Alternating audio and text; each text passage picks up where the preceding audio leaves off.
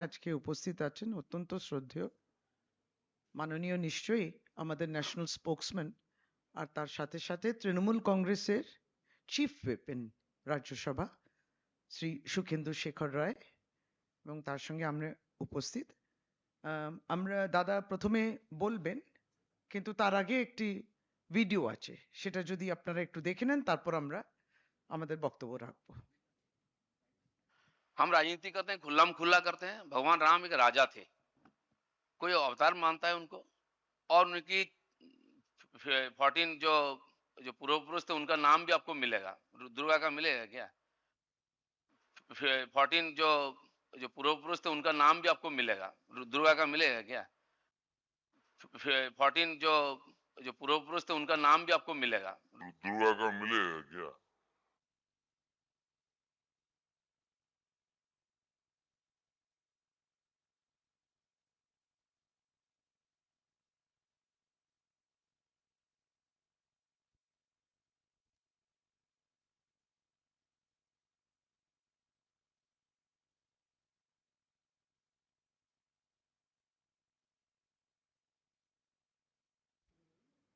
এই ভিডিওতেও দিলীপ ঘোষের বক্তব্য শুনেছেন। এবার শ্রী সুখেন্দু শেখর রায় আপনি বলবেন। আরেকটি ভিডিও আছে, সেটা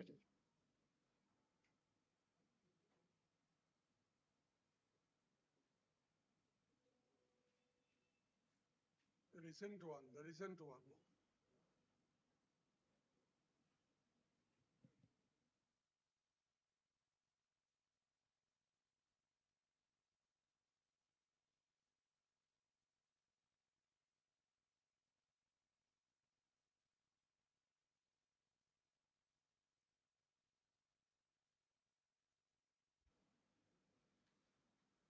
প্রত্যেকেই বক্তব্যের সঙ্গে অবহিত আছেন। আপনি আরম্ভ করুন। Much for the one dangerous history. Technical fault হয়ে থেকে লিমিট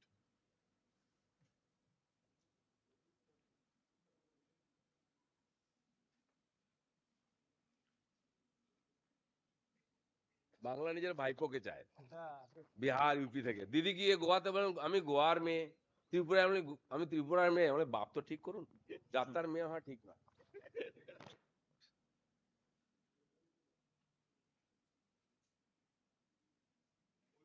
মানে এতগুলো কুরুচিকর মন্তব্য রাখেন তো, কতগুলো রেকর্ডিং।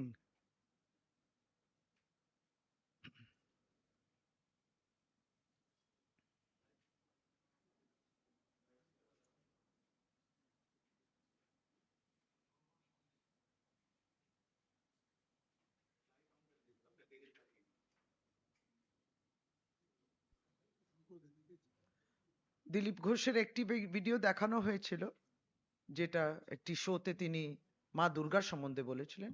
আর যেটা আরেকটি একটু টেকনিক্যাল প্রবলেম হলেও আপনারা জানেন, অবহিত আছেন যে মমতা বন্দ্যোপাধ্যায়কে নিয়ে গত পরশুদিনের মন্তব্য। এবার শ্রী সুখেন্দু শেখর রায়। নমস্কার। আপনারা দেখলেন একটা ভিডিও, আর গত পরশুদিন আরেকটি মন্তব্য করেছেন বিজেপির প্রাক্তন রাজ্য সভাপতি এবং তাদের প্রার্থী দিলীপ ঘোষ। আমাদের সর্বোচ্চ নেত্রী, বাংলার মুখ্যমন্ত্রী জননেত্রী মমতা বন্দ্যোপাধ্যায়ের পিতৃ পরিচয় সম্পর্কে প্রশ্ন তুলে কুরুচিকর মন্তব্য তিনি করেছেন। সারা ভারতবর্ষের মানুষ শুনেছেন, সারা পৃথিবী শুনেছে। এই মানুষটি এ ধরনের মন্তব্য শুধু মমতা ব্যানার্জির বিরুদ্ধে করছেন আগাগোড়া তা নয়, এর আগেও গোয়া নির্বাচনের সময়ও করেছেন। তারও আগে 21 সালে যখন উনি পায়ে চোট পান মমতা বন্দ্যোপাধ্যায়, তখনও তার পোশাক ইত্যাদি নিয়ে আরও কুরুচিকর মন্তব্য করেছিলেন। সুতরাং উনি হ্যাবিচুয়াল অফেন্ডার বলতে যে শব্দটা ক্রিমিনোলজিতে বলা হয়ে থাকে, অর্থাৎ সাধারণত দুর্বৃত্তরা যে ভাষায় কথা বলে, সেই ধরনের কুরুচিকর মন্তব্যে তিনি পারদর্শী বরাবর হিসেবে নিজেকে প্রমাণিত করেছেন। সুতরাং এই বিষয়টি নিয়ে আমরা নির্বাচন কমিশনের দৃষ্টি আকর্ষণ করেছি ইতিমধ্যে। আমাদের দলের 10 জনের প্রতিনিধি দল আজকে সকালে নির্বাচন কমিশনের কাছে এর বিরুদ্ধে উপযুক্ত ব্যবস্থা নেওয়ার দাবি জানিয়ে রিপ্রেজেন্টেশন স্মারকলিপি জমা দিয়েছে এবং দল ভাবছে যে এই বিষয়ে দিল্লিতেও নির্বাচন কমিশনে প্রতিনিধিরা যাবে কিনা এবং বিষয়টিকে সেখানেও তুলে ধরা হবে কিনা। যে ভিডিওটা আপনারা দেখলেন সেটা রাজনীতিরও বাইরে। মা দুর্গা, যে মা দুর্গা অসুর দলিনী হিসেবে বাংলার মানুষের কাছে সবচেয়ে বেশি গ্রহণযোগ্য এবং রামায়ণের মতো একটা পবিত্র ধর্মগ্রন্থ, যেখানে তার প্রাণ পুরুষ হচ্ছে রামচন্দ্র, যিনি লঙ্কা বিজয়ের জন্য মা সীতাকে উদ্ধারের জন্য অকাল বোধন করেছিলেন মা দুর্গার, সেই মা দুর্গা সম্পর্কেও কী ধরনের কুরুচিকর মন্তব্য তিনি করেছেন সেটাও আপনারা শুনলেন। মানুষের স্মৃতি খুব দুর্বল, ভুলে যায় বলেই এটা আমরা দেখাতে বাধ্য হলাম, নইলে এতে আমাদের কোনো রকম রুচি নেই এই ধরনের জিনিসকে প্রদর্শিত করার বা প্রদর্শিত করার। এই নিয়ে যদি ইতিমধ্যে কোথাও কোনো থানায় অভিযোগ বা এজাহার লিপিবদ্ধ না হয়ে থাকে, তাহলে আইনজ্ঞের পরামর্শের বিষয়টিও ভাবা যেতে পারে যে আইনানুগ পথেও এগোনো যায় কিনা এই বিষয়ে। কারণ ইন্ডিয়ান পেনাল কোড বা ভারতীয় দণ্ডবিধির নির্দিষ্ট ধারায় 509 নম্বর ধারায় কোনো নারী সম্পর্কে অমর্যাদাকর, মানহানিকর কোনো ধরনের কুরুচিকর মন্তব্য যদি করা হয়, সেখানে 3 বছরের শাস্তির বিধান আছে এবং ফাইনও আছে, জরিমানার ব্যবস্থাও আছে। সেটাও ভাবা হচ্ছে।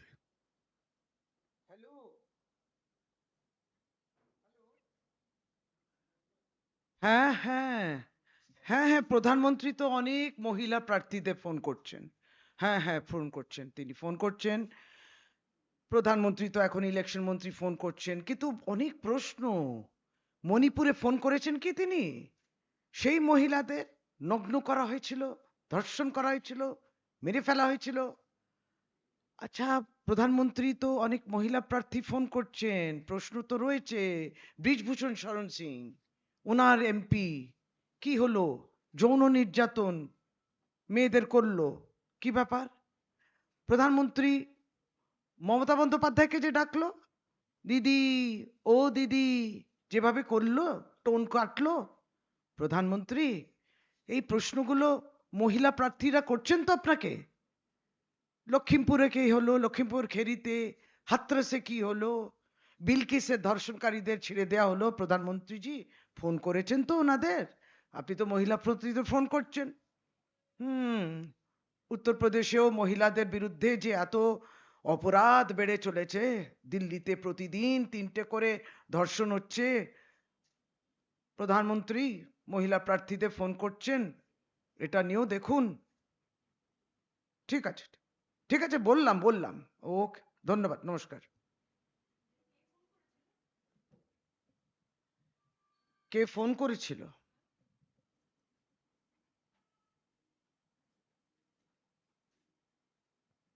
আচ্ছা, উত্তরটা আমি দিয়ে দিচ্ছি। উনি ব্যক্তিগতভাবে আমাকে জানালেন যে সব ফোন পাবলিকলি নিয়ে আসা উচিত নয়।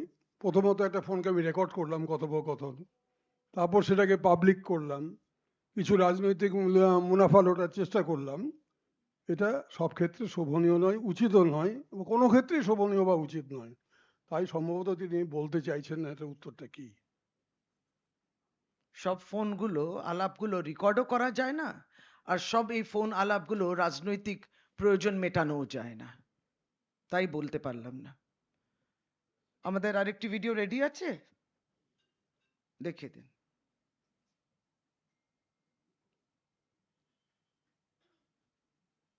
দিলীপ ঘোষ।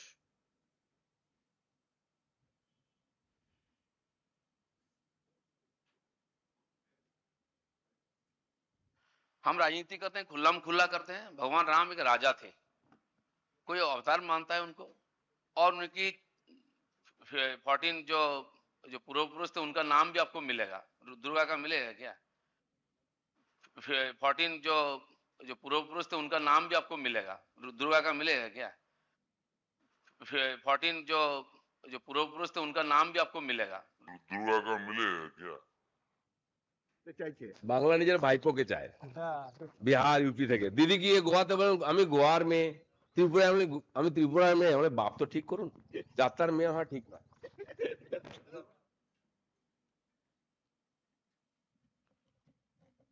আমরা কয়েকটি প্রশ্ন নেব। আপনারা যেমন আগে আমরা অনুরোধ করেছি, আপনারা একটু পরিচয় দেবেন, তারপর প্রশ্নগুলো করবেন। যে আজকে কৃষ্ণনগরে বিজেপির প্রার্থীর সঙ্গে কথা বলতে গিয়ে প্রধানমন্ত্রী তিনি বলেছেন যে ৩,০০০ কোটি টাকা ইডি বাজেয়াপ্ত করেছে বিভিন্ন দুর্নীতি মামলায় এ রাজ্য থেকে, এবং অনেকে ঘুষ বাবদ এই টাকাটা গরিব মানুষ তারা দিয়েছেন, এবং তিনি সেই সঙ্গে এটাও প্রতিশ্রুতি দিয়েছেন যে এই টাকাগুলো নির্বাচনের পরে তারা ক্ষমতা এলে যে সমস্ত গরিব মানুষ ঘুষ হিসাবে এই টাকা সব দিয়েছে চাকরি পাওয়ার জন্য বা অন্যান্য কারণে সেই টাকা তাদের ফেরত দেওয়া হবে। আমার প্রশ্ন হচ্ছে যে এইভাবে কি টাকা ফেরত দেওয়া যায়? কারণ বিচারাধীন মামলা রয়েছে, এবং প্রধানমন্ত্রী কি এই ধরনের প্রতিশ্রুতি দিতে পারেন এই নির্বাচন চলাকালীন? একটু পরিচয় দিয়ে দেবেন প্লিজ, নিজেরা পরিচয়। এনকেটিভি বাংলা থেকে রক্তিমা। এই বিষয়টার সঙ্গে একটু অ্যাড করছি, এই যে প্রধানমন্ত্রীর প্রতিশ্রুতি, এটা কি নির্বাচনী বিধিভঙ্গ নয়? প্রথম প্রশ্ন হচ্ছে যে আমি দ্বিতীয় প্রশ্নটার উত্তর আগে প্রথমে দিয়ে দিচ্ছি, যে নির্বাচন ঘোষিত হয়ে যাওয়ার সঙ্গে সঙ্গে মডেল কোড অফ কন্ডাক্ট চালু হয়ে গেছে, এবং নির্বাচন কমিশন কলকাতায় এসে হুঁশিয়ারি দিয়েছেন যদি কোনো রাজনৈতিক দল বা কোনো প্রার্থী বা প্রার্থীর হয়ে কেউ যদি মডেল কোড অফ কন্ডাক্ট ভাঙেন, তাহলে সেক্ষেত্রে সেই রাজনৈতিক দলের সিম্বল ফ্রিজ করে দেওয়া যেতে পারে, এমনকি সেই রাজনৈতিক দলের স্বীকৃতিও কেড়ে নেওয়া যেতে পারে। আমি একজন নাগরিক হিসেবে মনে করি যে নির্বাচন কমিশনের প্রভূত ক্ষমতা রয়েছে সংবিধানে নির্বাচন পরিচালনা করতে। এই ধরনের কোনো আশ্বাস অবাস্তব শুধু নয়, এটা বেআইনি, সংবিধান বিরোধী, এবং নির্বাচন কমিশনের যে নির্দেশ সেটাকে অমান্য করার শামিল, এক নম্বর। দ্বিতীয় যে প্রশ্নটি আপনাদের টাকার বিষয়টি, প্রথম কথা, টাকাটা কে বাজেয়াপ্ত করেছে? ইডি বাজেয়াপ্ত করেছে, এনফোর্সমেন্ট ডিরেক্টরেট। কোন আইনের বলে? Prevention of money laundering act, সংক্ষেপে পিএমএলএ। এই আইন বলে এরা ক্ষমতাপ্রাপ্ত।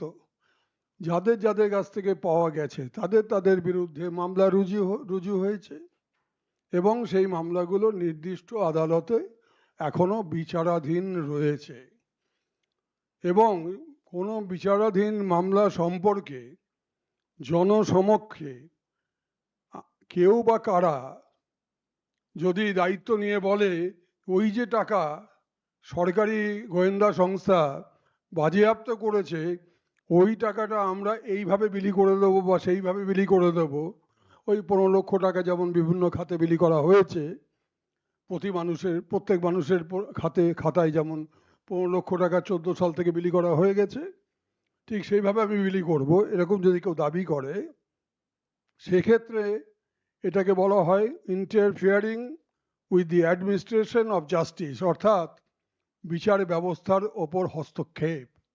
সেটা আদালতের অবমাননার শামিল। এটা হচ্ছে আইনি দিক। আর এটা রাজনৈতিক দিক হচ্ছে যে আপনি যদি এতটাই ক্ষমতাশালী হন যে একটা বিচারাধীন বিষয়ে সঙ্গে সম্পৃক্ত যে অর্থ, সেটা একটা বিশেষ রাজ্য, আমি নাম করে বলছি, পশ্চিমবাংলার মানুষের মধ্যে বিলিয়ে দেবেন বলে যে আশ্বাসটা দেওয়া হয়েছে, তাহলে গুজরাটে, দিল্লিতে, মহারাষ্ট্রে এবং ভারতবর্ষের সর্বত্র যেখানে যখন ইডি যে টাকাগুলো বাজেয়াপ্ত করেছে সেই টাকাগুলো একইভাবে সেই রাজ্যের জনগণের মধ্যে বিলি করবেন তো? লোকসভা নির্বাচনের প্রাক্কালে সেই রাজ্যের মানুষগুলোকে এইভাবে আশ্বাস দেবেন তো? এই প্রশ্নটা আমার পাল্টা দলের পক্ষ থেকে করা রইল। আমার আমার ওইভাবে দুটো বলবেন। প্রশ্ন আছে। আমার প্রথম প্রশ্ন হচ্ছে যে বিজেপি এখন একটা প্রশ্ন তুলছে যে বাহিনী নিয়ে শাসক দল তৃণমূল কংগ্রেস তারা চিন্তিত। বারে বারে বাহিনী নিয়ে তারা বিভিন্ন মন্তব্য করছে। জনতা বাংলা থেকে তৃণমূলকে বর্জন করবে, আর তাই বাহিনী নিয়ে এত চিন্তায় রয়েছে তৃণমূল। বাহিনী থাকলে শান্তিতে ভোট হবে, এসব বলছে বিজেপি। এসব উর্বর মস্তিষ্কের উদ্ভট অভিযোগ। তার কারণটা হচ্ছে যে গত 5-6টা নির্বাচন অন্তত, লোকসভা হোক, বিধানসভা হোক, পঞ্চায়েত হোক, সবগুলোতেই শত শত বাহিনী এসেছে, কেন্দ্রীয় বাহিনী, এবং নির্বাচন শুরুর বহু আগে থেকে এলাকায় এলাকায় গিয়ে সন্ত্রাস সৃষ্টি করেছে। ভোটারদের দরজায় কড়া নেড়ে নেড়ে বলা হয়েছে, ভয় দেখানো হয়েছে। ভোট চলাকালীন শীতলকুচিতে 4 জন নিরীহ ভোটারকে, নিরস্ত্র ভোটারকে গুলি করে মারা হয়েছে। এতৎ সত্ত্বেও পশ্চিমবাংলার কি বিধানসভা, কি পঞ্চায়েত, কি পুরসভা, কি লোকসভা, সমস্ত নির্বাচনে সর্বাধিক আসনে জয়ী হয়েছে তৃণমূল কংগ্রেস, মানুষের আশীর্বাদে। আমরা মানুষের কাছে দায়বদ্ধ। এই সমস্ত উদ্ভট প্রচার যারা করছে তারা এই প্রচার নিয়ে ব্যস্ত থাকুক। আমরা মানুষের দরবারে আছি, মানুষের দরবারেই থাকবো। হ্যাঁ, আপনি কিছু বলছিলেন। আমি ইটিভি ভারত থেকে সুরজিৎ কথা হ্যাঁ, বলছি। বলুন বলুন। প্রধানমন্ত্রী আজকে যে প্রতিশ্রুতি দিয়েছেন, এটাকে কি নির্বাচনী বিধিভঙ্গ হিসাবে আপনারা দেখছেন? আমি তো প্রথমেই বলেছি, অবশ্যই নির্বাচন কমিশনে কি এই নিয়ে অভিযোগ জানাবেন আপনারা? সেটা দল বিবেচনা করছে।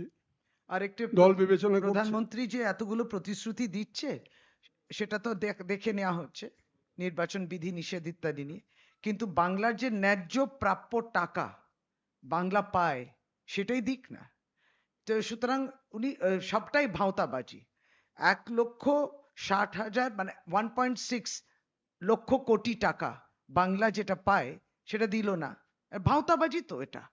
ভাঁওতাবাজি যখন মনরেগার 100 দিনের কাজের টাকা দিলেন না, বাংলা গরিবের ঘর তৈরি হবে সে টাকাটা দিলেন না, এগুলো ন্যায্য পাওনা, যেটা তাদের প্রশাসক হিসেবে দায়িত্ব। কেন্দ্র সরকার এটা দেওয়ার কথা, দিয়েছে কি? দেয়নি। সুতরাং বুঝতেই পাচ্ছেন যে সবটাই ভাঁওতাবাজি তারা করেন। বলছি, মহুয়া মৈত্রর তার বাড়ি, অফিসে, তার বাবার ফ্ল্যাটে সিবিআই তার অভিযান চালানোর পর আজকে আবার ইডি তাকে সামন পাঠিয়েছে যে তাকে আগামীকাল দিল্লিতে ইডির অফিসে গিয়ে তাকে জিজ্ঞাসাবাদ করা হবে, তাকে ইডির অফিসে যেতে হবে। এই নির্বাচন চলাকালীন এই যে সুকেন্দুদা এটা নিয়ে উত্তর দেবে, কিন্তু আমরা বারংবার প্রেস কনফারেন্সে এটা বলেছি, প্রায় 6,000-এরও বেশি কেস সিবিআই, ইডি ইত্যাদি সমস্ত কেস করেছে। তো 96% বিজেপির বিরুদ্ধে যে রাজনৈতিক পার্টিগুলো রয়েছে তাদের বিরুদ্ধে, 96%-এরও বেশি। আর যদি ইডির ক্ষেত্রে এই কেস কনভিকশন রেট যদি দেখেন 0.02%। সত্যি প্রমাণিত এই যে বিভিন্ন অভিযোগ, এইটা প্রাথমিক। এই প্রেক্ষাপট নিয়ে নিশ্চয়ই দাদা যদি আরো সাপ্লিমেন্ট করবেন। এটা জলের মতো পরিষ্কার, দিবালোকের মতো পরিষ্কার যে মহুয়াকে হয়রানি করা হচ্ছে নির্বাচনের সময়, যাতে সে নির্বাচনী কাজে, প্রচারের কাজে মানুষের কাছে পৌঁছতে না পারে, তার জন্য বাধা সৃষ্টি করা হচ্ছে। ওরা বুঝেছে যে ওর বিরুদ্ধে সংসদ থেকে বেআইনিভাবে বহিষ্কারের পরেও তাকে দল প্রার্থী করেছে, কারণ সে সবচেয়ে জনপ্রিয় প্রার্থী কৃষ্ণনগরে এবং সে জিতবেই। তার জন্য তার বিপক্ষে যাকে প্রার্থী করিয়েছে দলের পক্ষ থেকে বিজেপি, তার সঙ্গে দলের সর্বোচ্চ ব্যক্তির কথোপকথন, ব্যক্তিগত কথোপকথন, সেটা পাবলিক ডোমেনে চলে আসছে। এই করে একটা ক্ষেত্র প্রস্তুত তৈরি করা হচ্ছে মহুয়াকে হারানোর জন্য। কিন্তু এই করে মহুয়াকে হারানো যাবে না। যখন নির্বাচন প্রচার শুরু হয়ে গেছে সেই সময় ইডি তাকে দিল্লি ডাকছে কেন? কলকাতায় ইডির অফিস নেই? দিদি, আমার একটা প্রশ্ন আপনার কাছে। 2021-এর বিধানসভা নির্বাচনে আপনাদের ট্যাগলাইন ছিল বাংলা এবার নিজের মেয়েকে চায়। বিজেপি প্রশ্ন তুলছে যে বাংলা নিজের মেয়েকে চেয়েছে, আপনাদের ভোট দিয়েছে, আপনারা সরকার গঠন করেছেন। রাজ্যের মুখ্যমন্ত্রী তিনি মহিলা হওয়ার পরও সন্দেশখালি একবারও গেলেন না। সন্দেশখালীর প্রতিবাদীদের বহিরাগত বললেন, এমনকি রেখা পাত্রকে যখন তারা প্রার্থী করছে তখন রেখা পাত্রর যোগ্যতা, তার পড়াশোনা এই সমস্ত নিয়ে নানান প্রশ্ন উঠছে। বিজেপি স্পেসিফিক প্রশ্ন যে রেখা পাত্র কি সংসদে যেতে পারেন না? এত ভয় পাচ্ছে কেন তৃণমূল? বিজেপিকে প্রথমে বলি যে প্রথমে আরম্ভ করি যে আপনার নৈতিকতা আছে কোনো রকম এই প্রশ্ন করার? যারা মণিপুরে পৌঁছননি, এই বিজেপি বাংলার নেতৃত্ব কি মণিপুরে গেছিল? কোনো ডেলিগেশন গেছিল? এবং আবার বিভিন্ন জাতীয় স্তরে যে কমিশন ছিল তারা পৌঁছেছিল? অবশ্যই প্রধানমন্ত্রী এত ফোন করছেন প্রার্থীদের, কিন্তু তিনি কি মণিপুরে গেছিলেন? তিনি কি মণিপুরে ফোন করেছিলেন? এটা রয়েছে। সুতরাং প্রথমে আমার নৈতিকতা থাকা উচিত যে আমি এই প্রশ্ন করতে পারি কিনা।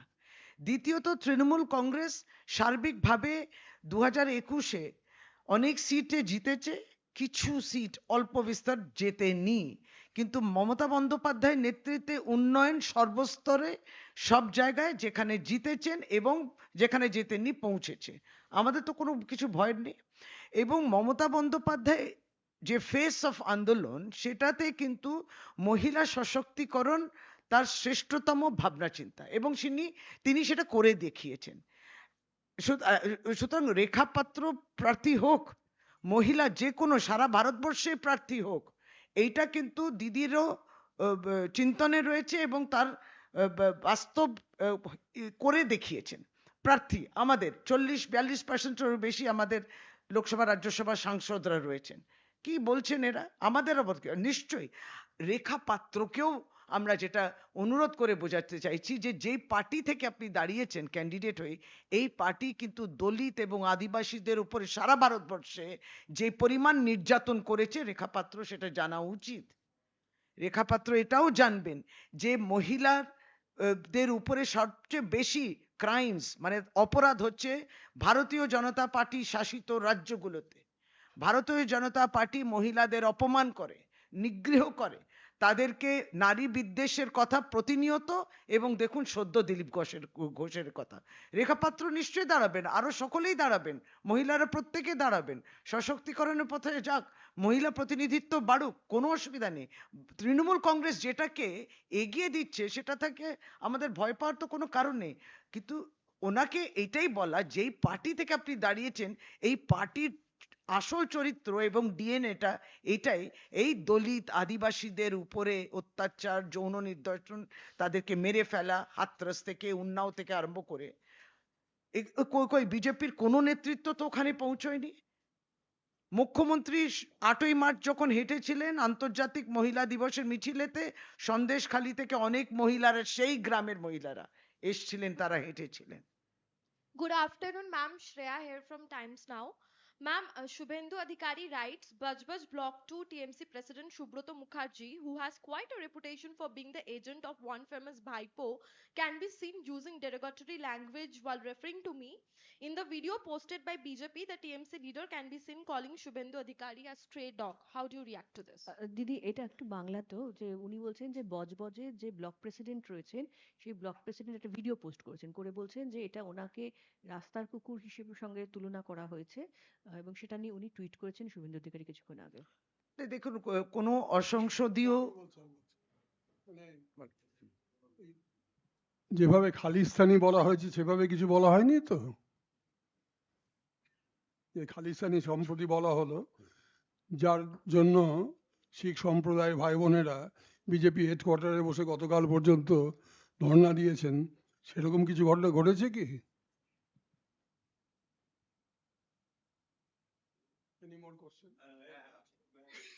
দিদি, এক মিনিট।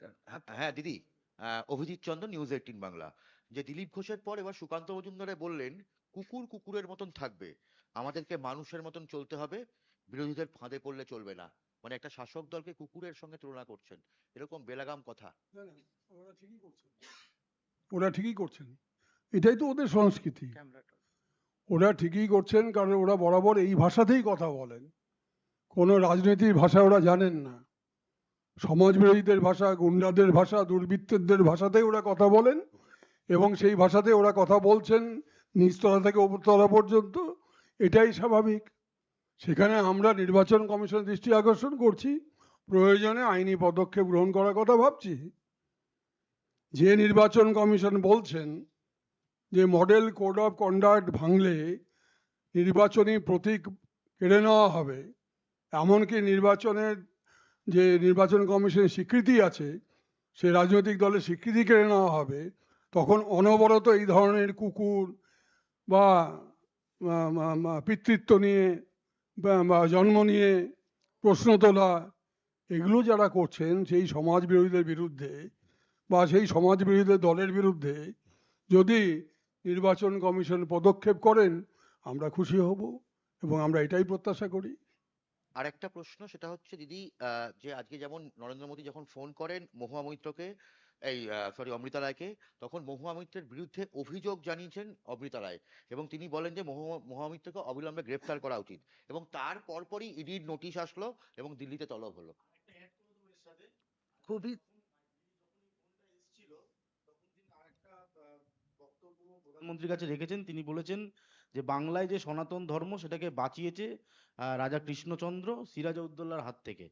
রাজাকে আনতে হচ্ছে ভোটের প্রচারে, মানে রাজা কৃষ্ণচন্দ্রের নাম টেনে আনছে। এটা কিভাবে আপনারা রিয়াক্ট করবেন? দেখুন, প্রথমত আমরা এটাই বলি যে প্রতিনিয়ত আমরা বলি আমাদের যে প্রতিষ্ঠানগুলো রয়েছে তাদের যে স্বাচ্ছন্দ্যে তারা কাজ করতে পারতেন, সেই অটোনমি যেটা ছিল, যেমন সেটা সিবিআই, ইডি কিংবা বিভিন্ন জাতীয় কমিশন ইত্যাদি সহ বিভিন্ন প্রতিষ্ঠানগুলো, এইগুলো সকলেই দুর্বল হয়ে উঠেছে। এটা দেশের দুর্ভাগ্য। কারণ যদি একটা ফোনেতেই সিবিআই, ইডি আমার দরজায় চলে আসে, একটা রাজনৈতিক ফোনে, এটা খুবই দুর্ভাগ্যজনক।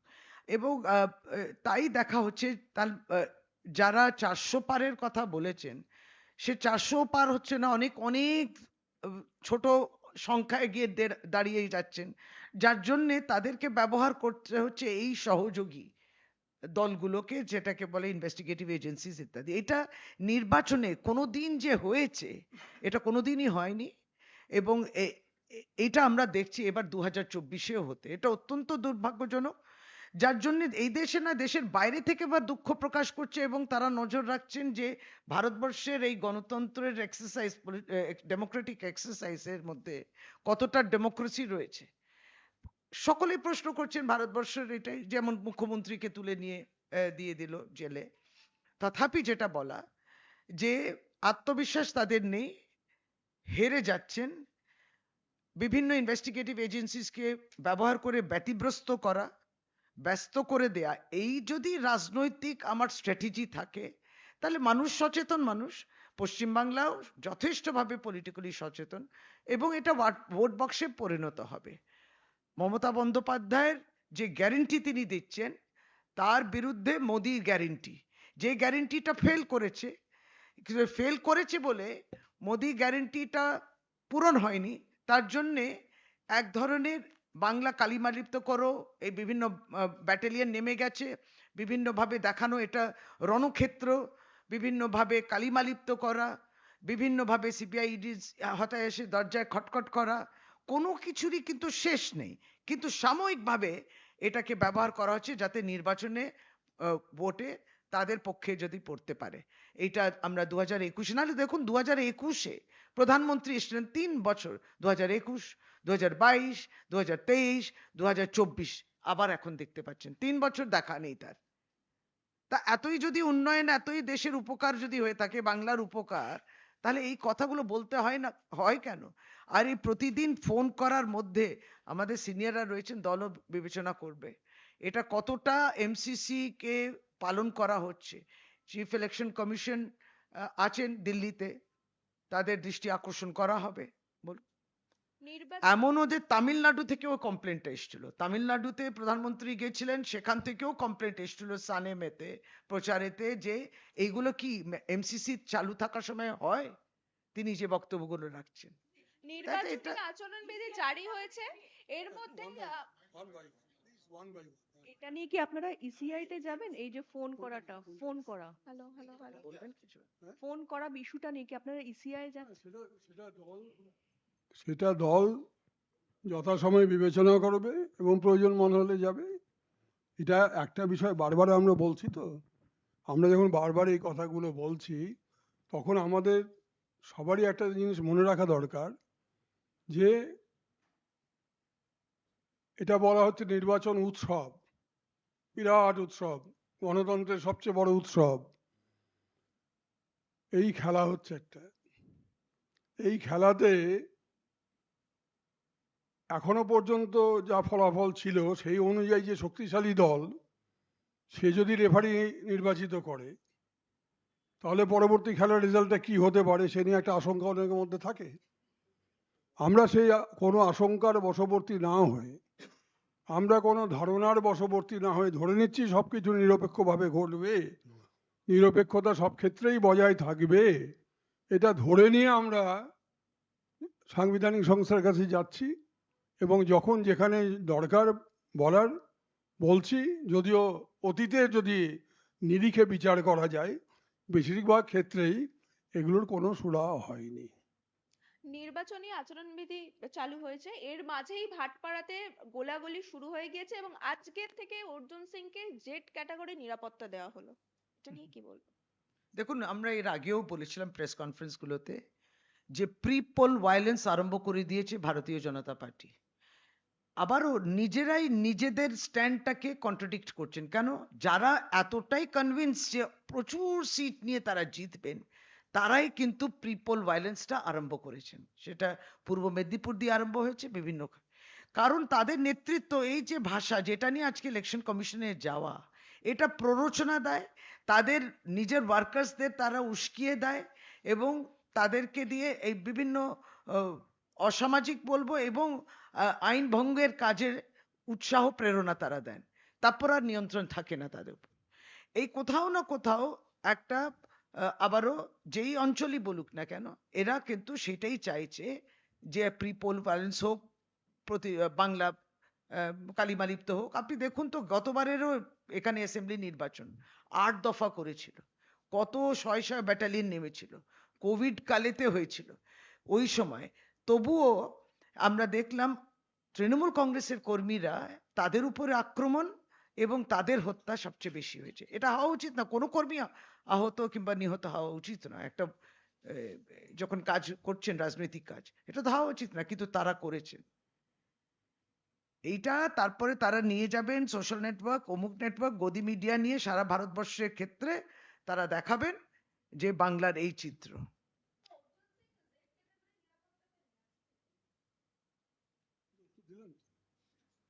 Ma'am, আমরা শেষ করি এবার। Ma'am, last question. শেষ Amit Shah have said that the central government will consider revoking Armed Forces Act in Jammu and Kashmir. Shah also said that the government has plans to pull back troops in the Union Territory and leave law and order to the Jammu and Kashmir police. How do you react to that? উনি বলবেন, উনি বলবেন, কিন্তু আমি তার আগে বলছি 4 জন প্রার্থী এখনো ঘোষণা হয়নি বিজেপির। মন দিতে বলুন, ওখানে এখনো 4টি প্রার্থী পশ্চিম বাংলায় বিজেপি ক্যান্ডিডেট ডিক্লেয়ার করা হয়নি। Reply to your question, I would like to say that let the government of India, in consultation with the Election Commission of India, announce state election to the State Assembly of Jammu and Kashmir at the earliest. There is no people's representative anywhere in Jammu and Kashmir, including Ladakh.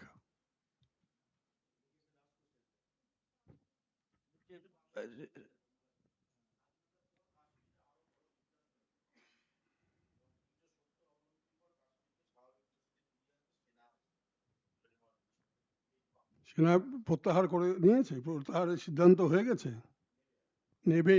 তোমার সঙ্গে কথা হয়েছে বুঝি? আচ্ছা, আলোচনা চলছে। আলোচনা এটাও চলছিল যে জম্মু কাশ্মীরে বিধানসভা নির্বাচন হবে, আলোচনা এটাও চলছিল যে জম্মু কাশ্মীরে লোকসভা নির্বাচন হবে, আলোচনা এটাও চলছিল যে লাদাখকে 8ম তফসিলির নথিভুক্ত করা হবে, আলোচনা এটাও চলছিল যে লাদাখে একটা হিল কাউন্সিল তৈরি হবে। তো কোনো আলোচনায় তো কনক্লুসিভ হয়নি, মানে শেষ সিদ্ধান্ত যাকে বলে কোনো সিদ্ধান্তেই উপনীত হতে পারেনি। সুতরাং নির্বাচনের আগে এই সমস্ত আবল তবল কথা সম্পর্কে যত কম বলা যায় তত সবারই পক্ষে মঙ্গল। লাস্ট প্রশ্ন, সেটা হচ্ছে যে অধীর চৌধুরী নির্বাচন কমিশন অভিযোগ করেছেন যে ইউসুফ পাঠান তিনি বিশ্বকাপের ছবি বিভিন্ন জায়গায় দেখিয়ে ভোট চাইছেন, যে বিশ্বকাপটা কোনো ব্যক্তির নয়, এটা দেশের। এইভাবে তিনি নির্বাচনী আচরণবিধি লঙ্ঘন করছেন বলে অভিযোগ করেছেন। হ্যাঁ, নির্বাচন কমিশন কনসিডার করবে যে ইউসুফ পাঠান সত্যি নির্বাচন আচরণবিধি ভেঙেছেন কিনা। এটা তো নির্বাচন কমিশনের কাছে যদি অভিযোগ করে থাকে, এটা নির্বাচন কমিশন ঠিক করবেন।